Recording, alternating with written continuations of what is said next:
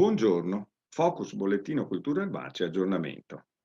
Cimice asiatica. Sono presenti tutti gli stadi di sviluppo di questo importante insetto ed è in pieno corso l'ovideposizione.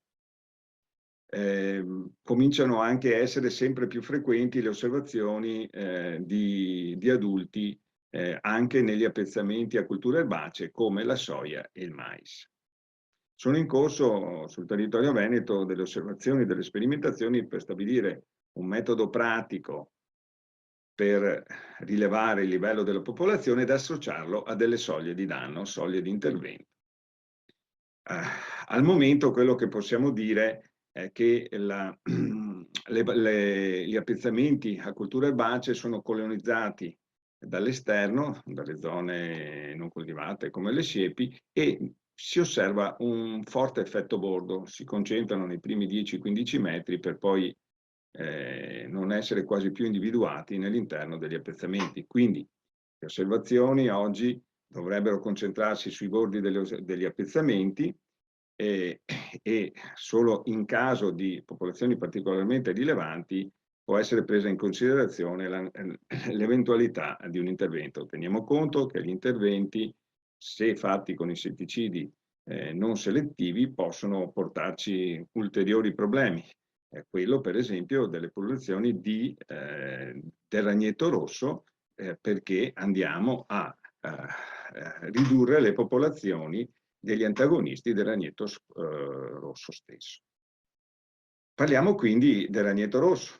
La sua presenza si può osservare in taluni appezzamenti a soia e è importante capire se le popolazioni dei predatori del ragnetto rosso stanno lavorando in campo e se ci stanno facendo un buon servizio senza dover noi aggiungere altro.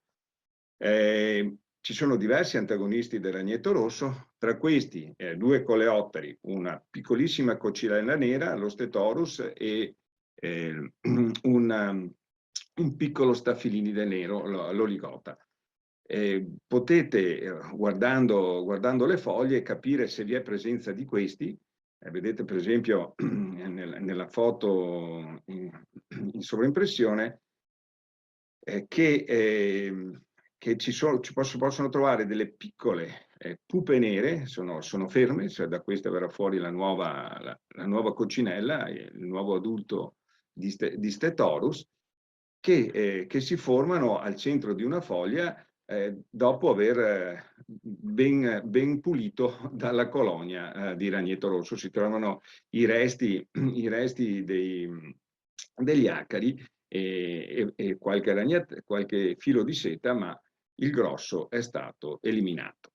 Quindi se vi trovate con buone presenze di questi due importanti predatori, non occorre fare alcun intervento, anzi l'intervento potrebbe essere non solo un costo ma anche controproducente. Quindi attenzione a non fare interventi insetticidi non selettivi se non strettamente necessario, e osservate se le popolazioni del ragnetto rosso su soia e su mais sono già sotto controllo da parte dei predatori. Alla prossima!